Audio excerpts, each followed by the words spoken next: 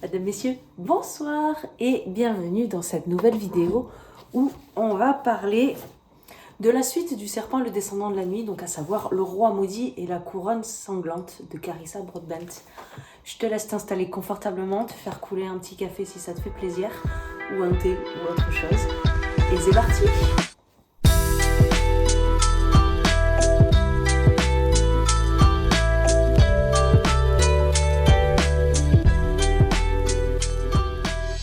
C'est le 1.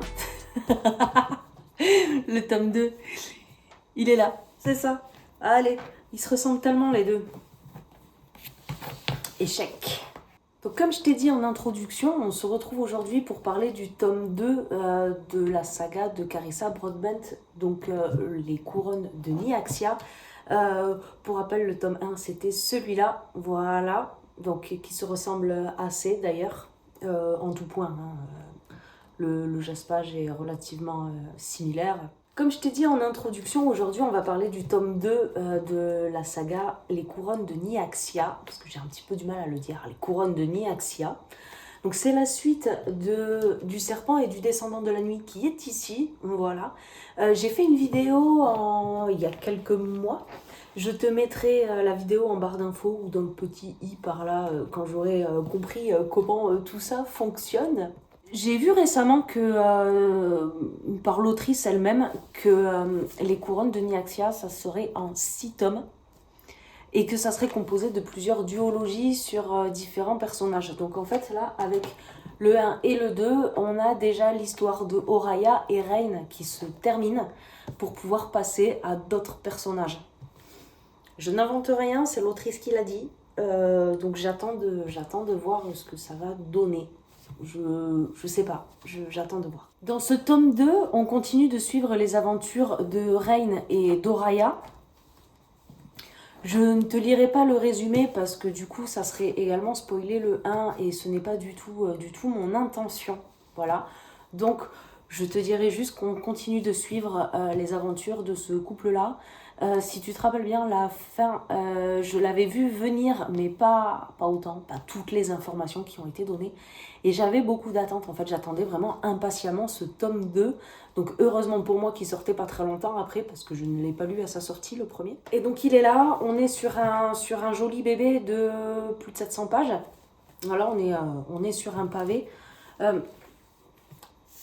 Chez les éditions Bookmark, le travail éditorial, toujours une pépite, hein, l'aspect soft touch, l'aspect un peu velours, le côté brillant. On a toujours les illustrations à l'intérieur. Et voyons si j'en trouve une par là qui ne spoile pas l'histoire. Voilà, on a toujours l'histoire qui est agrémentée de ces petites illustrations en cours de route. On est toujours sur un bouquin qui se tient ouvert tout seul. Et ça, moi, c'est quelque chose que j'aime beaucoup. C'est un bouquin qui est souple. Le livre-objet est un régal. Voilà, le livre-objet est juste magnifique. Comme je t'ai dit, je ne te raconterai pas l'histoire, mais on va passer à ma chronique et du coup à mes points positifs et mes points négatifs. Et de là, je vais commencer en fait avec mes points négatifs. Voilà, on va commencer par ce qui n'était pas bien. Et puis on va terminer avec ce qui était bien. Déjà dans un premier temps, quelque chose que je n'ai pas... j'ai eu beaucoup de mal à me mettre dans cette lecture. J'ai vraiment eu beaucoup de mal. J'ai mis plus de 15 jours à le lire. Ce qui est pour moi quelque chose de très... pas très représentatif en fait. Parce que je lis relativement vite, en fait, bien que ce soit pas une compétition, je te l'accorde, mais je suis quand même quelqu'un qui lit très vite. Et là, j'ai mis extrêmement longtemps à le lire et j'arrivais pas à me mettre dedans. Voilà, à 40% du livre, j'arrivais pas à me mettre dedans. Et donc, du coup, c'est mon premier point négatif. C'est ça, c'est que j'arrivais pas à me mettre dans cette histoire. Et en fait, toute la première partie du livre, je me suis ennuyée. Voilà, c'est la suite logique de ce qui s'est passé dans le premier tome veut qu'il y ait une dimension politique qui se mette en place. Et donc du coup, il y a beaucoup de politique, c'est ça, c'est beaucoup de blabla, de mise en place d'alliances, de machin. C'est très politique et c'est pour ma part quelque chose de très très long Et puis même si c'est nécessaire, bah, je me suis quand même ennuyée. Ça aurait été cool d'avoir peut-être un petit peu d'action. Un deuxième point négatif qui pour moi m'a posé un petit peu problème, c'est que j'ai trouvé que des événements étaient survolés.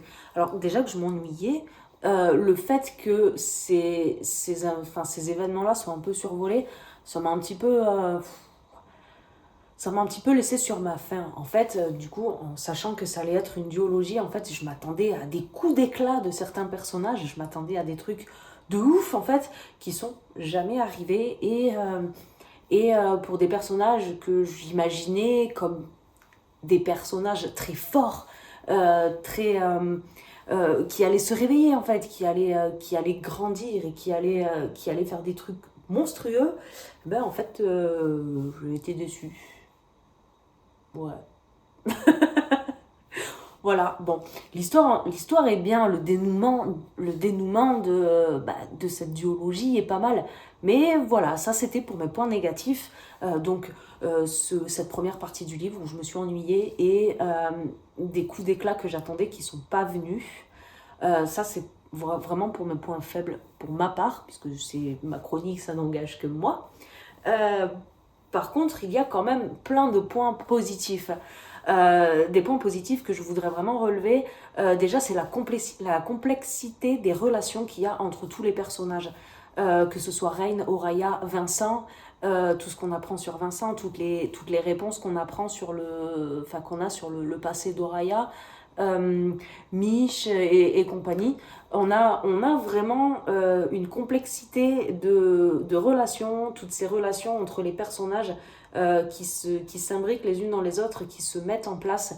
J'ai trouvé que c'était extrêmement bien exploité. Donc ça va avec certaines longueurs, parce qu'évidemment il faut que ça se mette en place, mais j'aurais aimé que ces longueurs ne durent pas la moitié du livre. Mais bon, là, on passe de côté, les points négatifs, j'en ai déjà parlé.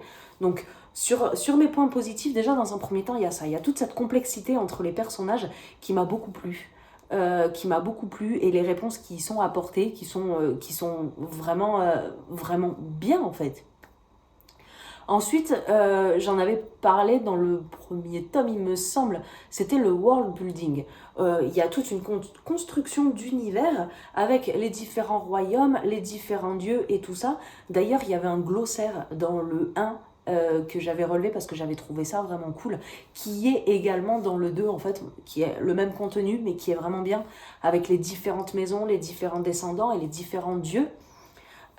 Du coup, ça emmène une plus-value à l'univers qui est vraiment, vraiment chouette en fait. Parce que l'univers est vraiment construit et c'est surtout qu'on le comprend vite. On le comprend vite et on le comprend bien. On a ces différents royaumes, ces différentes maisons avec leurs attributs physiques, puisqu'ils ont des attributs différents. Il y a l'histoire des dieux, avec toute l'histoire qui va avec, les différentes déesses, les différents pouvoirs. Et tout ça est extrêmement bien exploité et c'est quelque chose qui m'a aussi beaucoup, beaucoup plu parce que j'ai quand même plongé dans cet univers dont j'ai vraiment compris ce qui s'y passait. Le dernier point positif que j'ai à dire à ce livre, et c'est pas vraiment à ce livre, c'est vraiment à la saga, et là c'est pas une question d'écriture, mais c'est une question d'édition.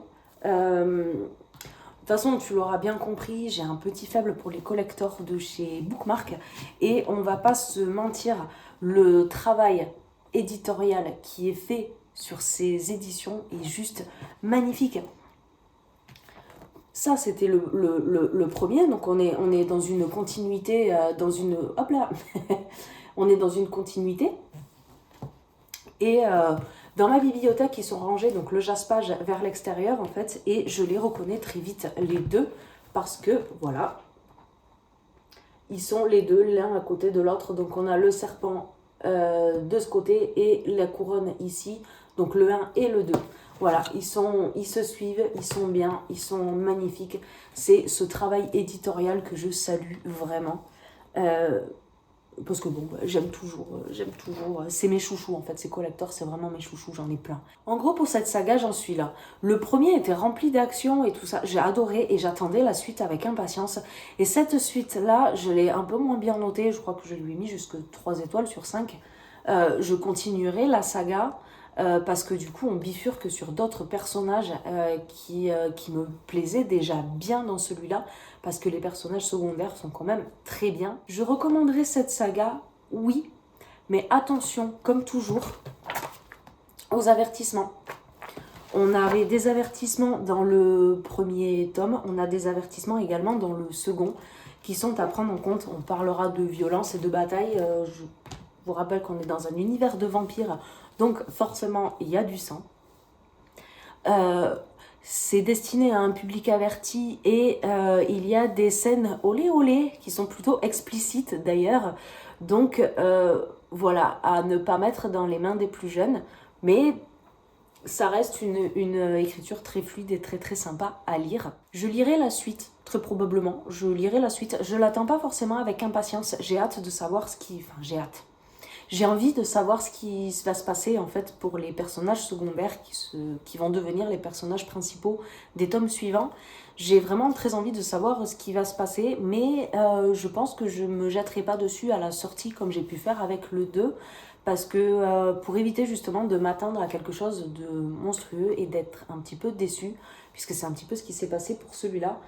J'ai mis beaucoup de temps à le lire, j'ai eu beaucoup de mal à me mettre dedans, donc je lirai la suite parce que ça m'a l'air assez prometteur, mais je foncerai peut-être pas dessus tête baissée. Voilà. Cette chronique a été plutôt rapide, je te l'accorde, mais on est sur un tome 2 et je ne veux pas te spoiler. Donc, est-ce que tu l'as lu? Et je serais très curieuse d'avoir ton avis. Et un petit commentaire ou un petit pouce, ça me ferait vraiment très plaisir. Et ça ne t'engage à rien et ça me permet de continuer à vous partager mon avis. Voilà. Sur ce, je te fais plein d'énormes bisous.